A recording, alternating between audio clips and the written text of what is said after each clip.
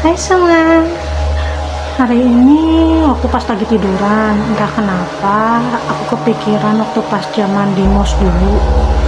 Waktu itu loh sekolah, tau kan waktu mos itu kan ada jurit malam. Jurit malamnya dilakuinnya itu di Bong Cina. Waktu itu tuh kalau nggak salah jam 12 malam. Terus di sana kami kan dibagi per satu orang itu satu kuburan, beneran satu kuburan. Terus masing-masing anak dikasih apa tuh namanya, dupa. Tau kan yang suka dipakai sembayang orang Cina, dupa. Nah, di situ kita dikasih dupa nih, masing-masing satu. Terus kata gurunya bilang gini, doa dalam hati masing-masing. Udah kayak gitu disuruh doa, diem tuh berapa menit ya, ada sekitar 10 menit kalau nggak salah. Terus gak lama kita iring nih satu-satu buat nerusurin jalan, ngelewatin pokoknya jalan yang kiri kanannya itu isinya kuburan Cina doang. Di situ kan di masing-masing pos ada kakak kelas nih yang ngasih ujian atau ngasih tes lah kayak gitu. Nah, waktu pas di jalan aku sih biasa aja, tapi teman aku yang katanya ngeliat ada lah yang kayak gitu. Terus aku jalan tuh di tengah-tengah, entah kenapa nggak ada rasa takut sih sama sekali. Mungkin karena jarak dari aku di jalan itu, aku kan diam dulu tuh, soalnya kan di bagian pos selanjutnya itu teman aku belum beres nih, ngelakuin apa tuh namanya, yang disuruh kakak kelas kalau nggak salah disuruh nyanyi lagu kebangsaan tapi yang hurufnya itu dirubah kalau nggak salah. Nah, udah tuh ceritanya. Udah gitu kan kita disuruh jalan pulang nih ya. Kita turun dong, otomatis jalan turun ke bawah.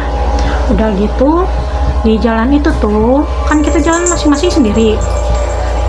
Aku jalan lebih dulu di depan, belakangku ada teman aku yang nyusul. Di situ aku bilang sama teman aku, ada kakak kelas tuh, kata aku gitu kan.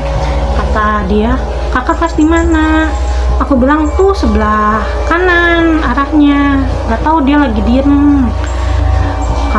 Lihat aku sih kayak kakak kelas tapi bayangan putih kalau nggak salah. Terus pas aku mau jalan ke situ, teman aku narik tangan aku, katanya jangan kemana-mana, diam aja di sini, nanti kalau kenapa-napa gimana, katanya gitu. Terus akhirnya aku diem tuh di situ nungguin teman yang lain kan, soalnya kan mereka kayaknya kok jalan sendiri-sendiri agak takut juga ya. Akhirnya udah kumpul, terus jalan nyampe di bawah.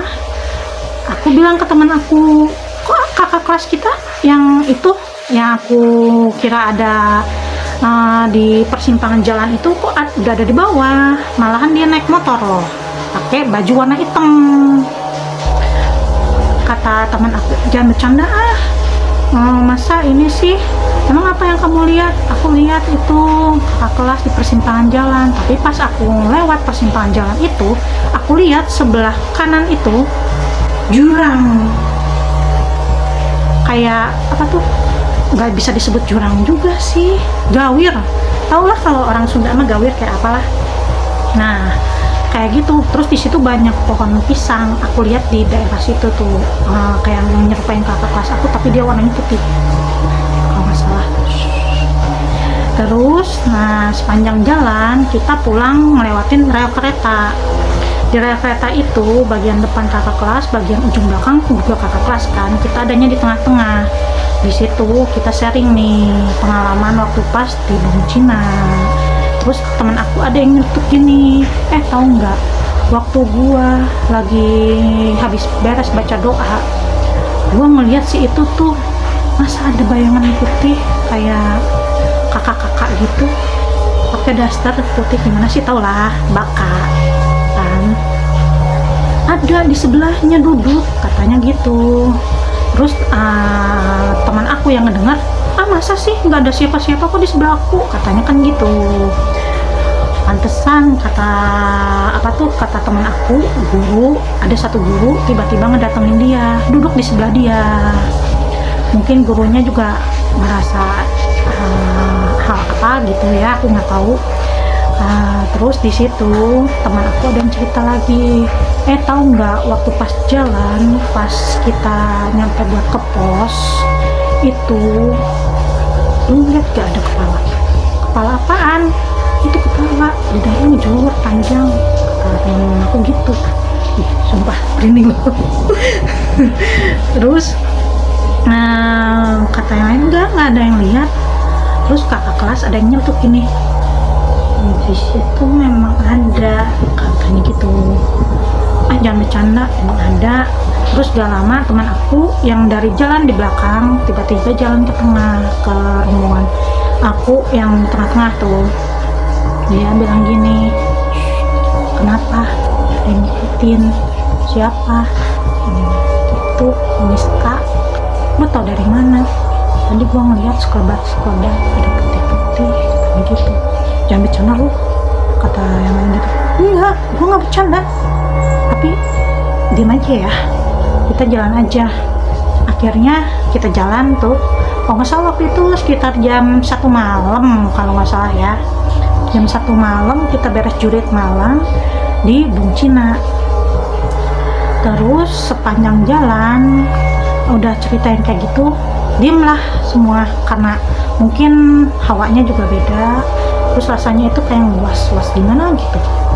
Terus nggak lama sepanjang jalan itu jalan sepi.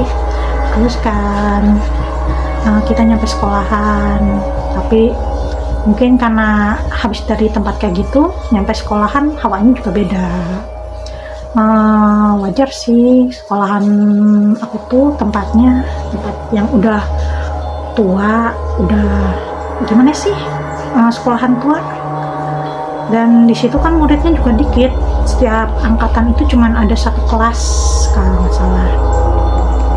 Di situ kita tidur rame-rame juga, kayak hawanya ada yang beda aja. Sampai akhirnya ya pagi menjelang. Terus keesokan harinya, waktu pas habis beres mos nih ya, ada kejadian lagi. Tiba-tiba teman aku yang lewat gerbang sekolah nyeletuk gini, kok wangi mati ya? Mati dari mana? Sedangkan di sini kan adanya pohon apa tuh namanya, pohon daun sirih yang merambat tuh kan. Kayak gitu. Kata guru, jangan diomongin, katanya gitu. Soalnya di sini sekolah memang agak angker. Dari dulu memang sering kejadian, katanya gitu.